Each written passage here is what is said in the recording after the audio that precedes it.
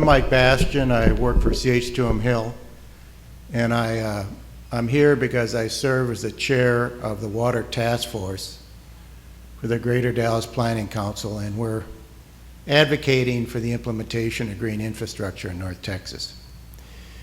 So what I'm going to talk about today is a little bit about the application of green stormwater infrastructure in the public works programs and other communities. And Mike Wilkins, who's going to follow me up, is going to talk more about the reasons to do it here in North Texas.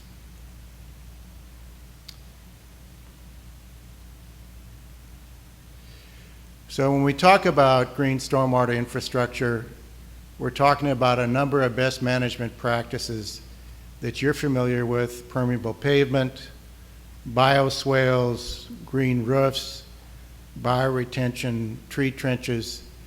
Actually, the kinds of things you implement using the practices in the iSwim program, which is promoted by the North Texas Council of Governments, and a number of your communities have adopted. One of the things I wanted to point out is that in some communities in other parts of the country, green stormwater infrastructure is actually a huge capital program. Billions of dollars are being invested by these communities in green stormwater infrastructure. If you can see that this little bullet map up there, you can see that many of those communities are in the northeastern United States. And they have combined sewer overflows. In other words, they have combined sanitary and stormwater flows. And during storms, the treatment plants are overloaded, and therefore the receiving streams receive incompletely treated sanitary waste. So they got a regulatory driver to do this, but they're also finding that greening their communities is part of making green infrastructure part of their public works program, improves the quality of life in their communities because it makes a greener city and greener neighborhoods. So most of what I'm going to talk about today is the city of Lancaster, Pennsylvania, which is in central Pennsylvania. In population, it's about the size of Denton, about 100,000 people. In 2010, they got a regulatory decree that they had to separate sanitary and stormwater in their combined sewers. They have about 70% of their conveyance is combined sewers. CH2M Hill put together a plan for doing this, and over the course of the next couple years, the city implemented about 20 demonstration projects to figure out how to implement the program. And then in 2014, the EPA came back and did an assessment of what are the economic benefits to this community for green stormwater infrastructure. The information I'm showing on the slide is a prediction.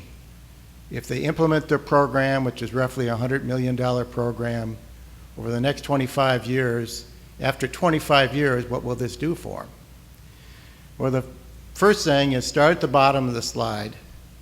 The cost of the green infrastructure will probably range between 80 and 140 million.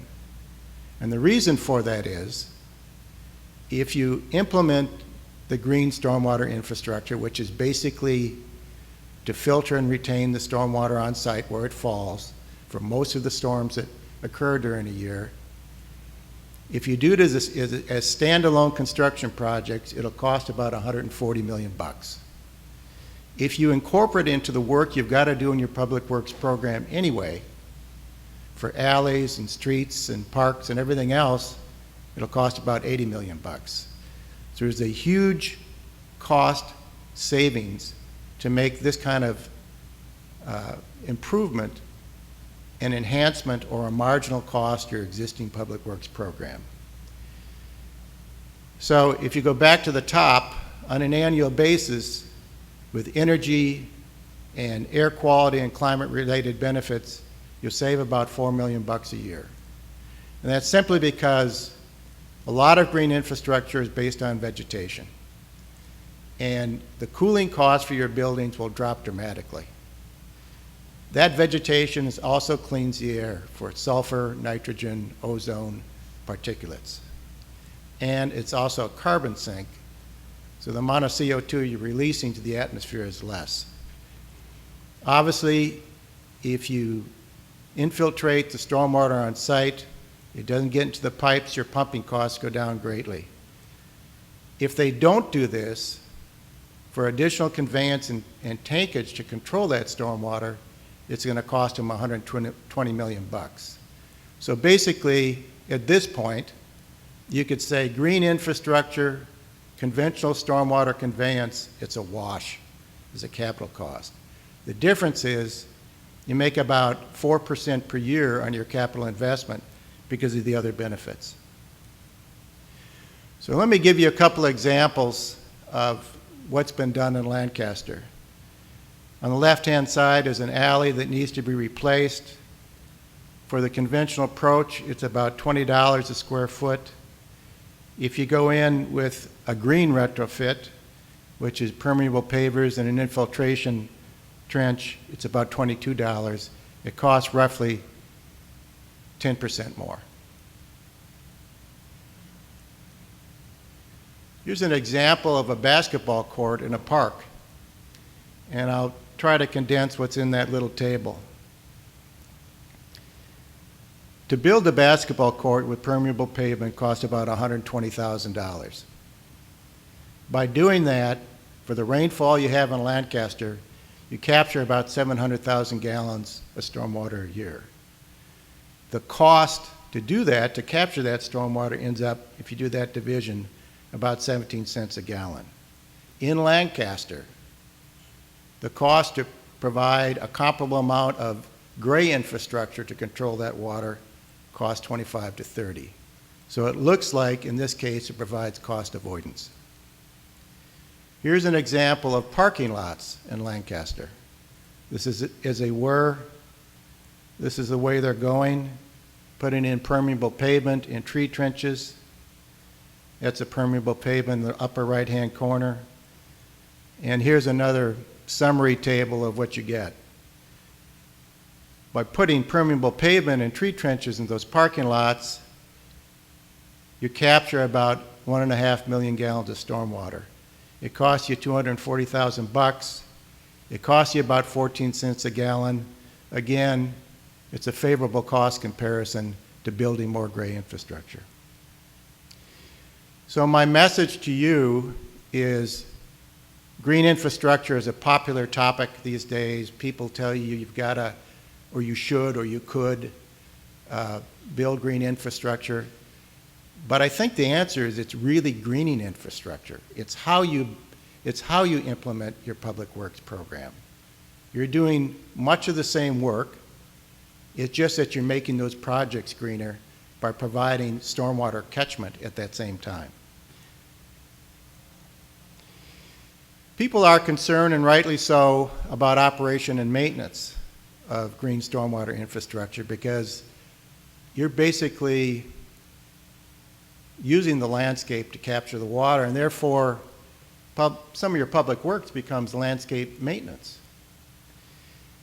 This is an example, can't really see it, but it's a maintenance guide that was developed for this county in Upper New York, which is where Syracuse is. And this maintenance guide is specifications for the operation and maintenance of the green infrastructure. It's very, very detailed for all the practices, for all the best management practices.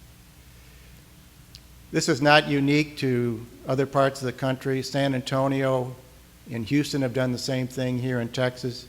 But you can take that, once you got those specifications worked out, you can turn that into a bid sheet. So you could do it within the city with city staff, or you could do this as a contract service. The other thing I'd like to point out is I've been talking about capital costs for green infrastructure. You can look at it as a life cycle cost as well. There's plenty of spreadsheets out there that are available for you to look at the capital costs as well as the operations and maintenance costs for a project you're anticipating. And you can look at the life cycle costs if that's the way you want to make decisions about what you do. Finally, just a couple points about potential local benefits of this. This is a picture of the value of homes, the home sale value from 3,200 real estate transactions around 14 relatively small regional parks in the city of Fort Worth. And the point is to say, the greener your neighborhoods are, the more your homes are worth. So what this shows is if you get within 2 football lengths of a park, if that's where your house is, the value of your house goes up about 5%. If you're on the park, which is about 100 feet away, the distance from home plate to first base and Ranger Stadium plus 10 feet, the price of your house goes up over 20%. It may also affect the kind of wage earners that you attract to your community. It may attract STEM workers, which I'm happy to say are many of the people in this room. But people that work in science, technology, engineering, and math, many of those people, particularly the youngest generation, can live anywhere they want. They're not tied to a transportation source or a natural resource source like heavy industry. And so those employers want to be where they can keep those people because those people want to work there. And those people like quality of life. And that quality of life is based upon green outdoor opportunities, green space where they can walk and hike and take their babies in strollers. This has been shown by a number of studies. So here's a piece that was in the paper in the Dallas Morning News a couple years ago. It's a comparison of wage earning between non-STEM workers and STEM workers. STEM workers make about 70% more than the average wage earner. If you say, well, that's not really fair, because all STEM workers have a college degree. If you normalize that for a college degree, they still make probably 25 or 30% more. So there's all kinds of environmental advantages from green space, but I think there probably are some pretty good economic advantages. Okay, with that, I'm done. I'm going to turn it over to Mike, and then we'd be happy to take your questions afterwards. Thank you. My name is Mike Wilkins. I work with a firm called Verdunity in Dallas, and Mike gave kind of an overview of the business case for green infrastructure, and what I want to do is really help visualize why green infrastructure implementation on a level that's effective and meaningful in North Texas, why it's important. And to do that, I feel it's important to update you on where do we stand in North Texas in terms of water quality. And also, I think I may have the first flooding photo to submit, and Samantha, is there a prize for that? It's coming up. This is a picture I took from the Continental Bridge probably about 1.5 years ago, shortly after it opened up. And here we are 2.5 years into a drought, and everything looks fine. But in fact, anytime we would get rain, we would get runoff, and we would get pollutants going into the river. And I stood out there about 2 months ago, just kind of at the height of the flooding, and same place. And I think this is just really impactful. And when you turn on the news, all you hear about is the flooding, the level of flooding, and that's a big deal. That's a big deal. But when you're standing there and you can smell the water and you can see it, and you can see the trash moving under the $182 million Margaret Hunt Hill Bridge, it's really clear that we've got an issue. We've got a problem, and it's time that we start really focusing on how do we address it. And again, a flood, anytime you have flooding of that magnitude, you're going to add pollutants into your waterways. That's just a given. That's going to happen. But there are things that we can do to start addressing those common rains and basically just good housekeeping of our environment and good housekeeping of our communities, because there is a significant impact. I also bike a lot, and I tend to get to the greenways where they're not easily visible if you're just looking from the road. This is Rowlett Creek, and it's the same problem in any of the streams, be that if they're monitored, if they're not. we've got debris, we've got things that you can see, we've got down trees, which that's going to happen in a riparian corridor anyway. But then there's a lot of things that you don't see. You don't see the bacteria loading, you don't see the chemicals, and you don't see the other things that affect, what can we use these riparian corridors for? So real quick, I wanted to point out how long we've known, or really known we have an issue with our waterways in North Texas. And it goes back before 1996, but 96 is a long time ago. And that's the first time that we had the Upper Trinity and the Lower West Fork 303D listed.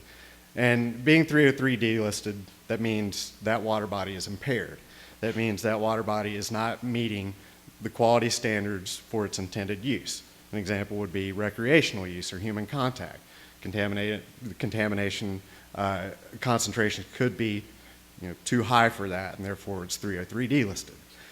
So that started in 1996, and now move forward to 2013. We finally got a total maximum daily load program approved for the Lower West Fork of the Trinity. So we basically identified that we have a problem. We've started creating these programs to address it. So we've been at this for a long time. So where are we? Just in North Texas alone, and I've listed, we have 22 303D listed, and that actually should be 23 because Rowlett Creek is going to be number 23 added to the list very shortly, based on the 2014 draft list of impaired creeks and streams.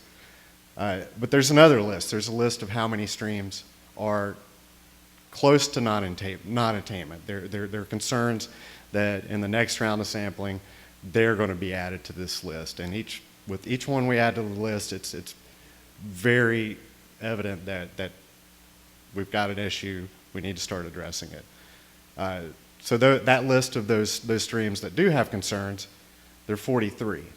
And not all streams and reservoirs, this also includes reservoirs. Lake Tawakoni is one of those impaired reservoirs. So there's a water supply component to this too. It's not just the Trinity River that we're concerned about. But just given the small amount that are actually sampled, which hopefully you can see this. I know I like the sunlight, but usually when it's darker you can see this a little better.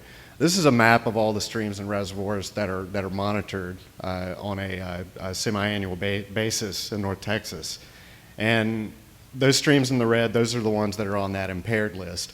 The ones in the blue, those are the ones that do meet their use requirements. And the one, I'm terrible at pointing these things, you probably can't see it, but this is Rowlett Creek, so that's a very large stream corridor that's going to go red, and it's going to hit that very soon. So why is it important? Well, if you go out to Fort Worth, where you don't have a lot of communities draining into the river adjacent to downtown, that water does meet the criteria for recreational use, and it's an absolute boon for economic development. This is Panther Island. This is something that happens every other week. Probably not now with the flooding, but when that does reside, you have concerts, you have just huge gatherings of people that draw people downtown. It really does boost economic development. And it's centered on the quality of the water in the Trinity River.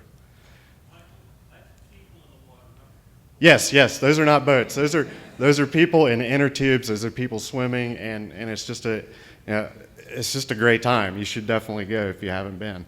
But when you move downstream, and we have all these other communities that just are discharging into the Trinity River, there's more and more contamination being introduced into the system. And when you get to Dallas, we have great plans for the Trinity River. We understand how important it is to the community, but it does not meet the use for recreational contact. Just imagine if we do implement these plans and we can get people in the water. Just imagine what that would do for economic development in that corridor. So it's very important to consider just on the economic development basis alone. Mike alluded to this, green infrastructure, what are the benefits of it? If you do it in a smart way, it increases revenue in your community. It enhances neighborhood development. It increases quality of life if you integrate it with green corridors and hike and bike trails. He also mentioned economic competitiveness. I've spoken with many economic development departments in different communities around North Texas, and they've admitted that they've lost potential business relocations because they wanted a better park system. They wanted to relocate to where there's a better park system and a healthier environment. So it does have a real impact. So quickly, a few things that we're working on that we're very excited about that we think is going to help us move the needle forward and kind of accelerate the action to address water quality in North Texas. Just yesterday, we completed a call with Trust for Public Land, which is basically peer reviewing a study called the Evaluation and Benchmark Assessment of the Dallas Park System. And what we've looked at with our partners, HR&A out of New York, we've looked at what is the actual value of the park system, because everyone knows many times when you're creating your budgets for the city, parks budgets tend to get cut first. So the city of Dallas felt it's important that they had a clear picture of what is that overall value. And so we looked at a comprehensive evaluation. We looked at what are the impacts on real estate, what are the impacts on city brand building, economic competitiveness, and those items.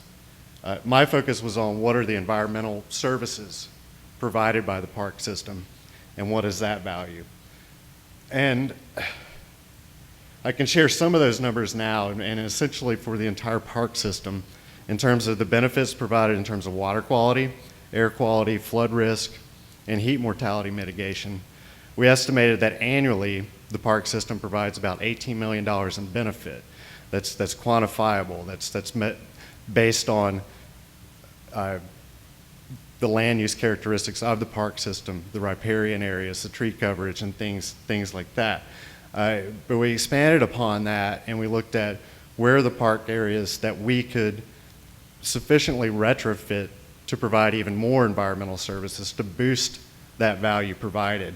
And that's exciting because we can see what we're finding, and we'll release this report, I believe, towards the end of August after it goes to Park Board, is that you can actually get a higher return on investment if you look at integrating green infrastructure into upgrading and retrofitting your park system to provide basically the same infrastructure services that you do when you install something like a dry detention pond or things like that. So that's an exciting report that we're hoping to expand upon and see how our existing parks and open space can help us meet those water quality goals moving forward. Another project that we're in the midst of is the Rockwall County Open Space Plan.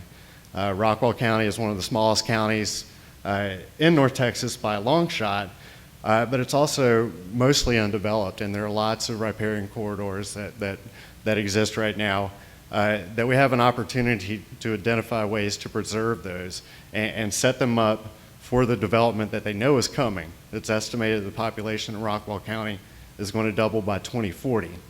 So with this open space plan, we can look at integrating regional green infrastructure strategies to help them develop in a way that makes them more resilient moving into the future. And then stepping down to the site level, with the city of Plano, we're about to start design on the retrofit of Carpenter Park.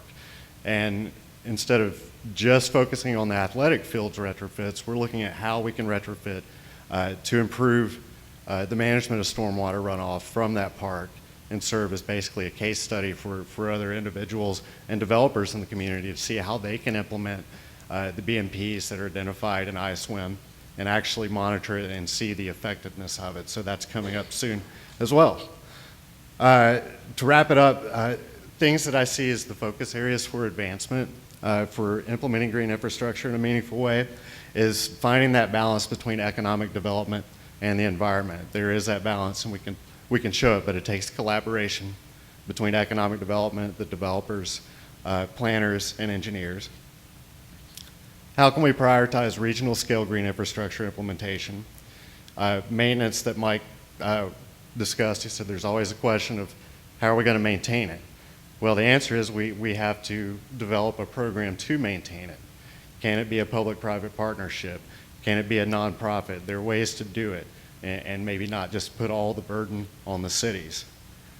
And let's advance. Let's find new ways to create BMPs that work better in North Texas. We've got wonderful universities here, lots of opportunities to collaborate. And last point, Anthony Kendrick, who is sitting over there all by his lonesome, he has some flyers with some information about the North Texas Land Water Sustainability Forum. This is something we're rebooting, and these goals listed here are the goals of that group, and we encourage you to participate as we want it to be educational, and we want it to help all of you find ways to advance us toward better water quality. All right, that's it for me, and thank you very much.